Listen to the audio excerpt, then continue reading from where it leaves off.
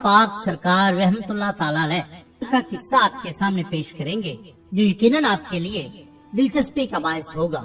नाज़रीन इकराम, ये वीडियो 11वीं शरीफ के हवाला से आपके सामने पेश की जा रही है, तो क्यों ना हम 11वीं शरीफ के बारे में चंद मालूमात हासिल करें। मौलाना मौलवी अबुल ज़िया गुलाम रसूल गौहर जमाती नक्शबंदी कसूरी अपनी किताब हकीकत 11वीं में कुछ यूँ लिखते हैं।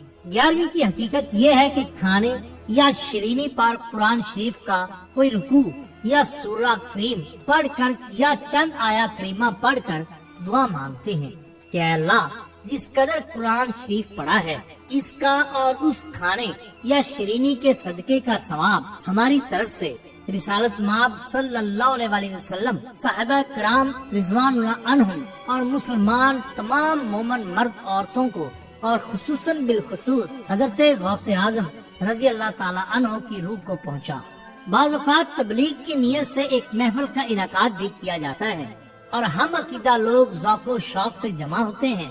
उलमा वाज फरमाते हैं, नात ख़्वानी होती है, बाद अज़ां खत्म शरीफ पढ़कर इस मजमुआ का सवाब बख्श दिया जाता है और खाना या शरीनी वगैरह हाज़रीन मजलिस को और बाज़ औक़ात गुरबा और मसाकीन जो के उस मजलिस में मौजूद नहीं होते उनको भी तकसीम कर दी जाती है। ये तरीका कोई नया नहीं और किसी हदीस मुबारका के खिलाफ भी नहीं। बाज़ लोग इसको बिदअत कहकर इससे मुतनफ़र होते हैं। अगर गौर किया जाए तो इसमें होता क्या है, तो सबसे पहले तो ये है कि इसमें कुरान पाक पढ़ा जाता है जो कि अपने तौर पर एक सवाब का काम है। इसके बाद तमाम हाज़रीन मजलिस जमा हो जाते हैं। जमात का इकट्ठा होना भी हदीस से साबित है। इसके बाद मुश्तरका दुआ मांगी जाती है। दुआ मांगना भी ऐन शरीयत के मुताबिक है। इसके बाद उस खाने को या शरीरी वगैरह को गुरबा और मसाकीन में तकसीम किया जाता है। ये भी अपने तौर पर कोई नया काम या बिदअत नहीं, क्योंकि इस्लाम खाना खिलाने की तरगीब देता है। अब सवाल ये है कि 11वीं ही क्यों? तो ऐसा कोई असूल नहीं कि आप सिर्फ 11 तारीख को ही खत्म शरीफ पढ़ सकते हैं। आप जब चाहें किसी भी वक्त आप पढ़ सकते हैं। अब सवाल ये है कि 11वीं को हुआ क्या था? चूँकि हजरत शेख अब्दुल कादिर जिलानी रहमतुल्लाह ताला अलैह का उर्स मुबारक 11 रबीउल सानी को मनाया जाता है, क्योंकि बाज़ हवालों में आपकी तारीख वफात 11 रबीउल सानी है। इस हवाले से 11वीं तारीख को गोया एक बरसी के तौर पर ये दिन मनाया जाता है। अगर आप ये दिन मनाते हैं तो अच्छी बात है, अगर नहीं मनाते तो कोई बात नहीं, ये कोई गुनाह नहीं। लेकिन जो लोग इसको मनाते हैं उन पर एतराज करना भी किसी तौर पर दुरुस्त नहीं। चलिए हम अपने आज के वाक़या की तरफ चलते हैं। शहर बगदाद से करीबी इलाका में एक मलंग रहा करता था। वो हुजूर गौसे सकलैन से बड़ी मोहब्बत करता था। चांद की 11वीं तारीख को गौसे समदानी रहमतुल्लाह ताला अलैह की 11वीं का खत्म दिलाया करता था और अपनी हैसियत के मुताबिक 11वीं का लंगर गुरबा और मसाकीन में तकसीम किया करता था। दरोगा शहर को जब इस बात का इल्म हुआ तो उसने मलंग से जाकर कहा कि वो आइंदा से ये ना करे, क्योंकि वो गैर मसलक थे, इसलिए मलंग को रोक दिया गया। मलंग बहुत परेशान था। ख्वाब में उसे महबूब सुबहानी रहमतुल्लाह ताला अलैह का दीदार हुआ। मलंग रोक कर बोला, हजूर मुझे ये 11वीं शरीफ का खत्म नहीं दिलाने देते। आप रहमतुल्लाह ताला अलैह ने फरमाया, ये तुमको एक 11वीं शरीफ का खत्म दिलाने से रोकते हैं, तुम 2 दिलाया करो। अब मलंग ने 2 खत्म दिलाने शुरू कर दिए। दरोगा ने अब की बार सख्ती से रोका। ख्वाब में महबूब का दीदार फिर हुआ। फरमाया, ये तुमको 2 से रोकते हैं, तुम 3 दिलाया करो। दरोगा को जब बात का इल्म हुआ तो बहुत ही गुस्सा में आ गया कि ये शख्स अब एक माह में 3 बार लोगों को जमा करता है, कुरान शरीफ पढ़ता है और फिर खाना तकसीम करता है। खैर मलंग को गिरफ्तार किया गया और अमीर शहर के पास उसकी शिकायत की गई। अमीर ने पूछा, बोलो मलंग, तुम क्यों 11वीं का खत्म दिलाते हो? रोकने पर तुम 3 बार दिलाने लगे हो, क्या ये नाफरमानी नहीं? क्या तुम बगावत करना चाहते हो?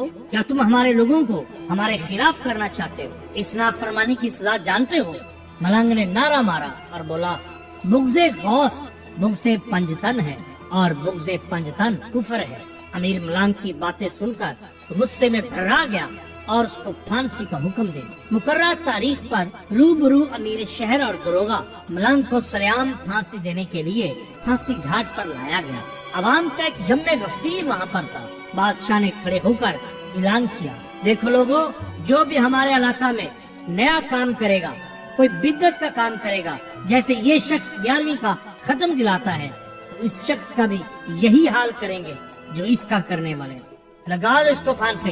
جلاد نے ملنگ کو کھڑا کیا، ہاتھ باندھے گئے، پاؤں میں بیڑیاں ڈال دی گئی اور گلے میں رسی ڈال کر تختہ کھینچ دیا گیا، لیکن مضبوط رسی جھٹکے سے ٹوٹ گئی۔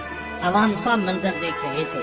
نئی رسی منگوائی گئی اور پھر سے ملنگ کو لٹکا دیا گیا۔ رسی پھر ٹوٹ گئی۔ بادشاہ غصہ ہو گیا اور بولا، سب سے مضبوط رسی لاؤ۔ رسی پھر گلے میں ڈالی گئی۔ جیسے تختہ کھینچا، رسی پھر ٹوٹ گئی۔ عوام کے منہ کھلے کے کھلے رہ گئے۔ وہ حیرت زدہ تھے کہ یہ کیا ہو رہا ہے۔ بادشاہ خود پھانسی گھاٹ پر گیا اور ملنگ کو جا کے پوچھتا ہے، بولو کون ہو تم؟ ملنگ نے نعرہ مارا اور بولا، میں ملنگ ہاں یا لیدا، میرا پیر غوث جیلانے، میرے پیر غوث دا نارا وجدا گلی گلی ہے، یعنی میں حضرت غوث پاک کا ملنگ ہوں۔ بادشاہ بولا، تمہارا پیر کدھر ہے؟ دکھاؤ۔ ملنگ نے کہا، آگے آؤ۔ بادشاہ آگے گیا۔ ملنگ نے اس کا چہرہ مغرب کی جانب کیا، جس طرف مزار غوث پاک سرکار رحمت اللہ تعالی علیہ تھا، اور کہتا، دیکھو وہ ہے میرے پیر کا مزار۔ جیسے بادشاہ نے مغرب کی جانب دیکھا، تمام پردے اٹھ گئے اور اس کو حضور غوث ثقلین، غوث سمدانی، محبوب سبحانی، سید عبد القادر جیلانی پیران پیر رحمت اللہ تعالی علیہ کا مزار اور آپ کا عکس نظر آ گیا۔ فوراً ملنگ کے قدموں میں گر گیا، معافی کا خواستگار ہوا، اور اس کے بعد دوبارہ کبھی پھر وہاں پر 11ویں شریف کا ختم روکا نہ گیا، کیونکہ یہی تو شان ہوتی ہے اولیاء اللہ کی۔